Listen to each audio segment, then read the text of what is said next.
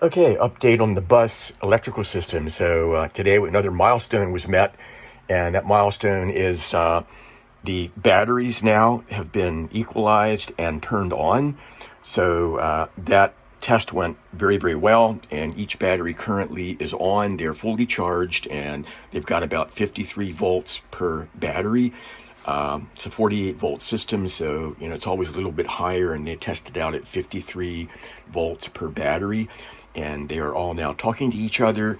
There is a giant copper bus bar down here. This is the negative side. The positive is on the other side, and this is protected, so if something falls on top of here, it's not going to touch both of these at the same time. Plus, this is heat shrink wrapped as well.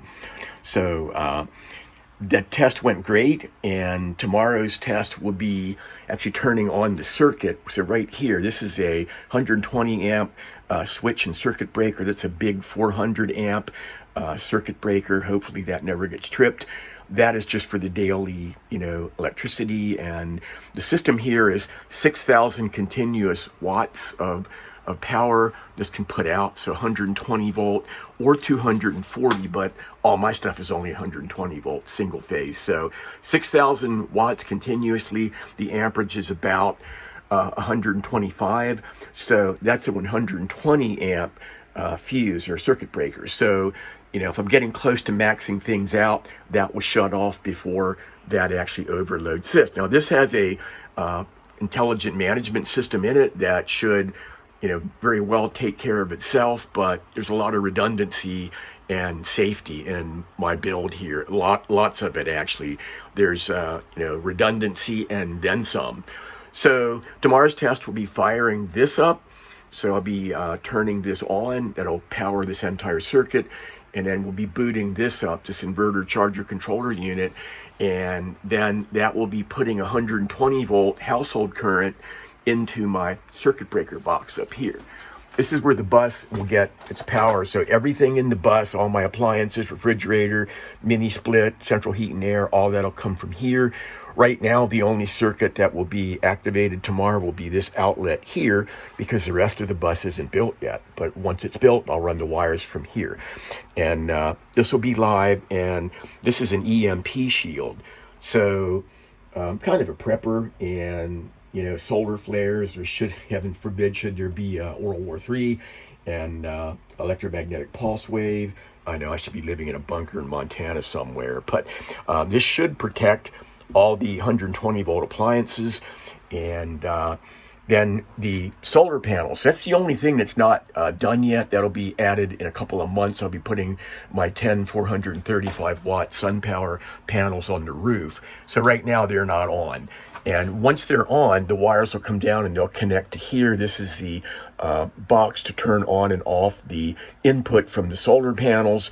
And that'll come down through here and up into this all-in-one unit.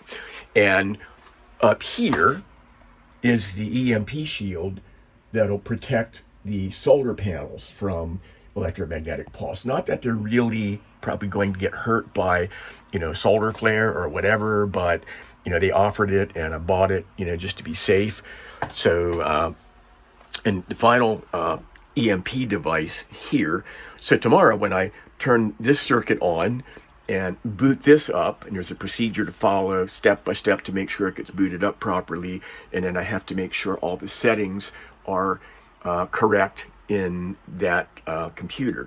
So this is an EMP Shield to protect the battery system. It's made for 48 volt DC, and so I should be in good shape, heaven forbid, should there be a solar flare. And the final part of the electrical system here is alternate input. So normally on a normal day, the sun should provide about 2 hours of sunshine, should completely recharge my batteries, and that's 30,000 watts. Each battery is 5.12 kilowatts. So it's about 30,000 watts of energy in there. That's enough to power my big house, which is 3,000 square feet. The average 4-bedroom house in the middle of Florida in summer, running the central heat and air, will use about 30,000 watts. So this should supply my big house should the power go out and I plug this into it. Now, the smaller house is about 9,000 per day. This bus is about a third the size of the smaller house. So my guesstimate is this battery bank here probably has several days worth of full power for the bus in it.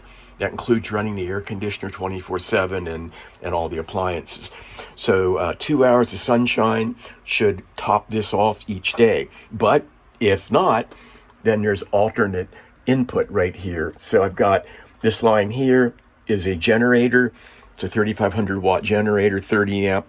Goes down into the floor, and the generator is under the bus in a compartment. And then I would plug that into here, right there. And the other option is a shoreline. So this is also 120 volt, 30 amp shoreline. And right now, as you can see, the rest of the bus is not done. So that wire runs down through here. And right there on the outside is a little flap that opens up, weatherproof, and you plug into a shoreline. Really nice looking bus. So the power room is done. The rest of it is not. But hey, and a big milestone reached here today.